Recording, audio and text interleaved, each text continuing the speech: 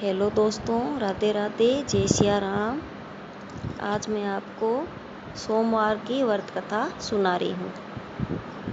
एक बहुत धनवान साहूकार था जिसके घर धन आदि किसी प्रकार की कमी नहीं थी, परंतु उसको एक दुख था कि उसके कोई पुत्र नहीं था। वह इसी चिंता में रात दिन रहता था। वह पुत्र की कामना के लिए प्रति सोमवार को शिव जी का व्रत और पूजन किया करता था तथा सायंकाल को शिव मंदिर में जाकर शिव जी के श्री विग्रह के सामने दीपक जलाया करता था। उसके इस भक्ति भाव को देखकर एक समय श्री पार्वती जी ने शिव जी महाराज से कहा कि महाराज, यह साहूकार आपका अन्य भगत है और सदैव आपका व्रत और पूजन बड़ी श्रद्धा से करता है। इसकी मनोकामना पूर्ण करनी चाहिए। शिव जी ने कहा, हे पार्वती, यह संसार कर्म क्षेत्र है। जैसे इंसान खेत में जैसा बीज बोता है वैसा ही फल काटता है, उसी प्रकार इस संसार में जो प्राणी जैसा कर्म करता है उसे वैसा ही फल भोगने को मिलता है। पार्वती जी ने अत्यंत आग्रह से कहा, महाराज, जब यह आपका अन्य भगत है और आपको अगर किसी प्रकार का दुख है, तो उसको अवश्य दूर करना चाहिए, क्योंकि आप सदैव अपने भक्तों पर दयालु होते हैं और उनके दुखों को दूर करते हैं। यदि आप ऐसा नहीं करोगे तो मनुष्य आपकी सेवा तथा व्रत क्यों करेंगे। पार्वती जी का ऐसा आग्रह देख शिव जी महाराज कहने लगे, हे पार्वती, इसके कोई पुत्र नहीं है, इसी चिंता में यह अति दुखी रहता है। इसके भाग्य में पुत्र न होने पर भी मैं इसको पुत्र प्राप्ति का वरदान देता हूँ, परंतु यह पुत्र केवल 12 वर्ष तक जीवित रहेगा। इसके पश्चात वह मृत्यु को प्राप्त हो जाएगा। इससे अधिक मैं और कुछ इसके लिए नहीं कर सकता। ये सब बातें साहूकार सुन रहा था। इससे उसको न कुछ प्रसन्नता हुई और न ही कुछ दुख हुआ। वह पहले जैसा ही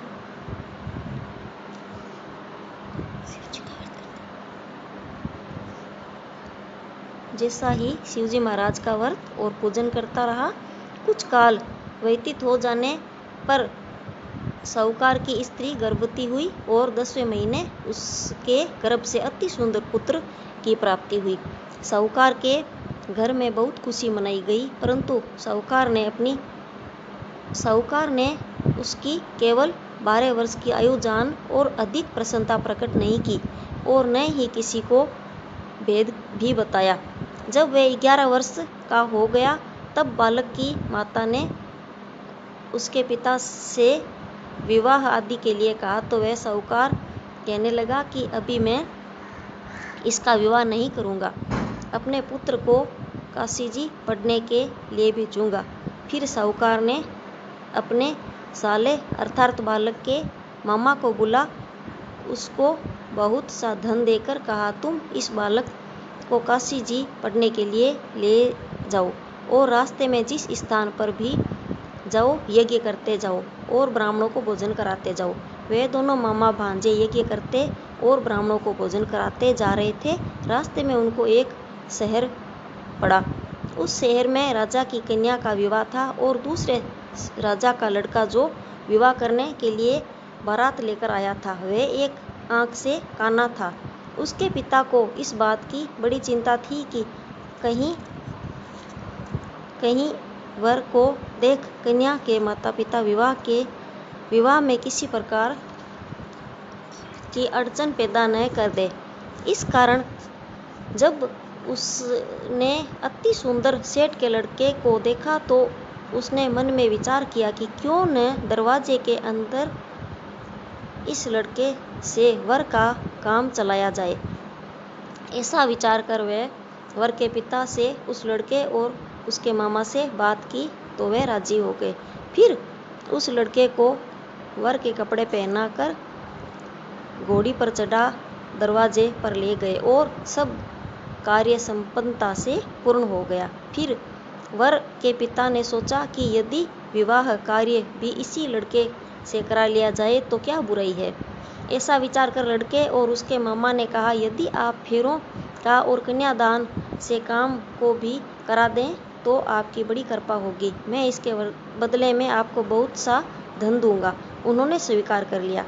विवाह कार्य भी बहुत अच्छी तरह से संपन्न हो गया, परंतु जिस समय लड़का जाने लगा तो उसने राजकुमारी की चुंदड़ी के पल्लू पर लिख दिया कि तेरा विवाह तो मेरे साथ हुआ है, परंतु जिस राजकुमार के साथ तुमको भेजेंगे वह एक आंख से काना है। मैं काशी जी पढ़ने जा रहा हूँ। लड़के के जाने के पश्चात राजकुमारी ने जब अपनी चुंदड़ी पर ऐसा लिखा हुआ पाया तो उसने राजकुमार के साथ जाने से मना कर दिया और कहा कि ये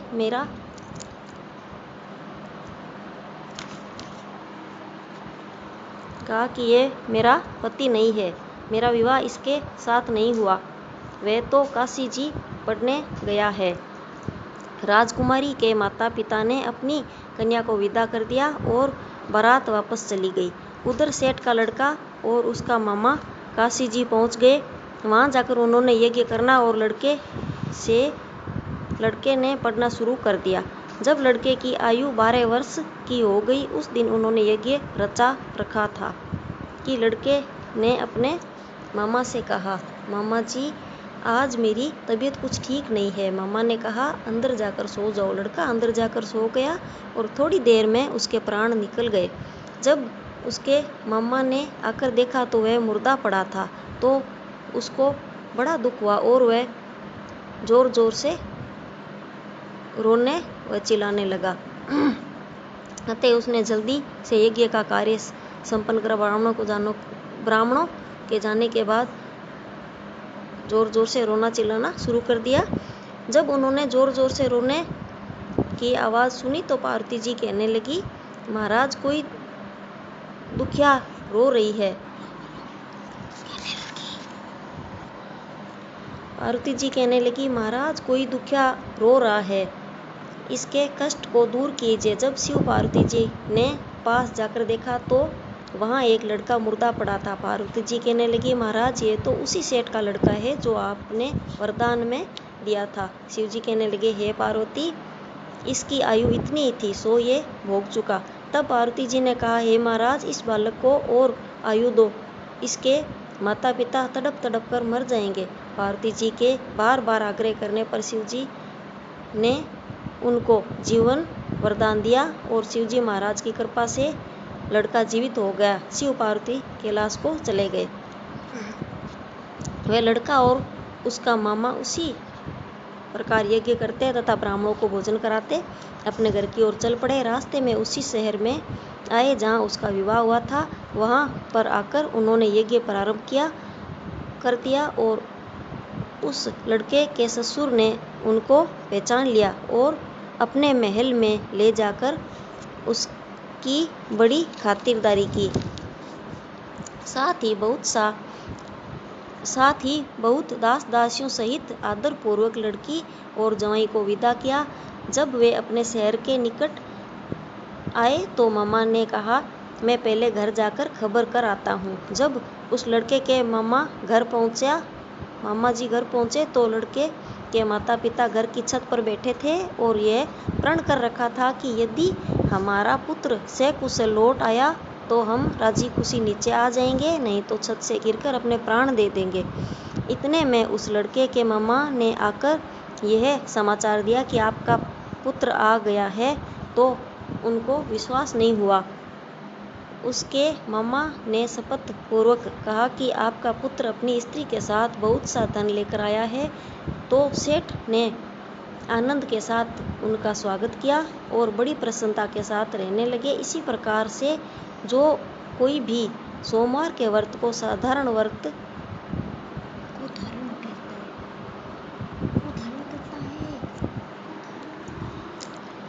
को धारण करता है अथवा इस व्रत को पढ़ता और सुनता है उसकी समस्त मनोकामनाएं पूर्ण होती है।